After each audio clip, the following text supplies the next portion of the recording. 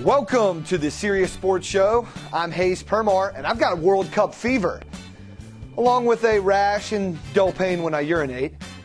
When I find out which Perkins waitress is responsible for this, she's definitely getting a red card. But I'm not going to let possibly contracting an STD damper my excitement for the biggest sporting event in the world. That's right, it's time for a Serious Sports World Cup breakdown. The first thing you'll notice about the World Cup is the terrible noise. I'm not talking about the buzz of the vuvuzelas. I'm talking about all the noise coming from the people complaining about the vuvuzelas. I'm sick of it. I find the complaining to be much more annoying than the background horn sounds on the telecast. The vuvuzelas have been described as a deafening swarm of locusts, a giant hive full of angry bees, and even a goat on the way to slaughter. Please, it's not that bad. I mean, I can name 3 things off the top of my head that sound worse than the vuvuzelas. How about, 90% of all NBA arena announcers? Drake's new album? Or maybe ESPN anchor Josh Elliott's sarcastic voice? I hate you so much, Josh Elliott. Stop with the sarcastic voice. Secondly, I guess we got to talk about the actual soccer being played. Now, I realize when it comes to making fun of soccer, low goal tallies and players taking dives are basically the low-hanging fruit. Everyone makes fun of them. So let me put it another way. I would enjoy the action on the pitch a lot more if it were a little more like the sweet-ass commercials Nike has been cranking out. Nick, show them.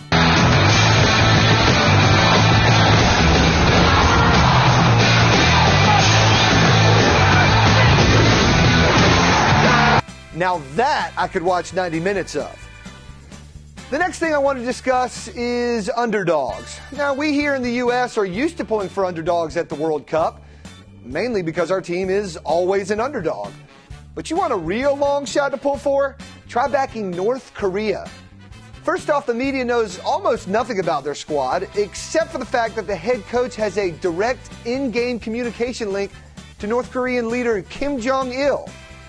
Well, then it got linked that the only North Korean fans in attendance are actually paid Chinese actors. You gotta love this team. Love it. But finally, watch this clip during the North Korean national anthem.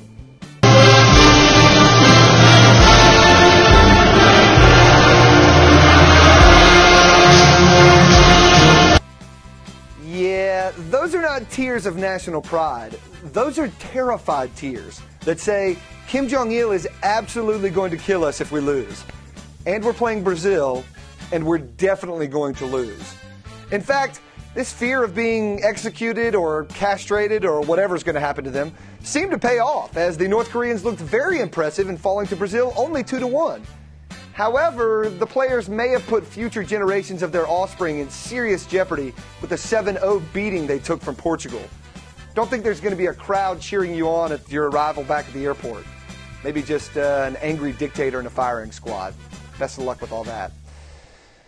But the big thing that's making this World Cup is the lilt and lyrics of these European announcers calling the games.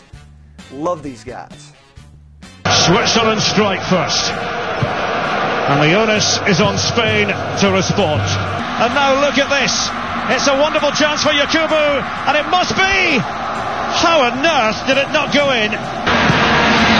Oh, and Rob Green's let it in. It's a howler.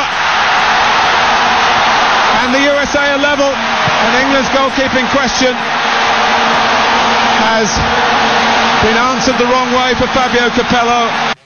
I mean, I absolutely love these guys. I want them calling my football and basketball games this year. Somebody make it happen. You heard me. Paul Maguire out, Martin Tyler in. These announcers call games and it sounds like they're reading Shakespeare. I feel like I'm becoming smarter and more cultured just listening to them. Rather than hearing John Gruden drop, now that was a football play made by a football guy. Ugh. I would love to hear this at a Saints game.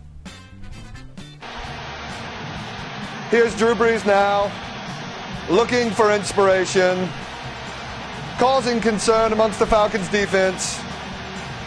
Brees lets loose with a long try. His receiver is running free now, and it must be, and it is, a sensational score for Saints skipper Drew Brees. That's what I'm talking about. So to recap from the World Cup, we need more Nike action, more European announcers, and more teams from dictator-led countries. Those are the most fun to watch. In other news, folks, back stateside, the countdown continues to the July 1st official start of free agency. So for your enjoyment, here's our next installment of the LeBron James free agency saga, set to the tune of Bob Dylan's Hurricane. Hit it.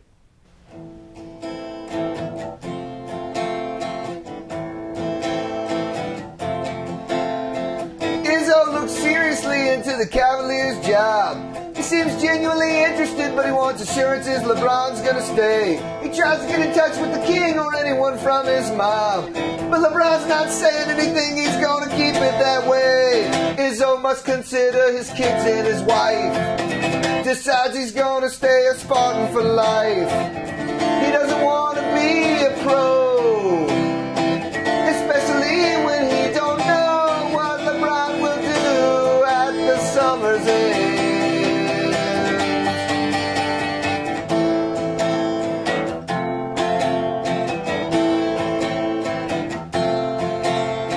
Celebrities in New York want to recruit LeBron. Donald Trump, Whoopi Goldberg, and others form a committee. From the looks of the ragtag group that are on this thing, they're probably getting together, talk about why their careers are so shitty. This is the free agency of King James, more closely watched than most playoff games, because LeBron can save your town, turn your team's fortunes upside down, even though he's never been champion of the world.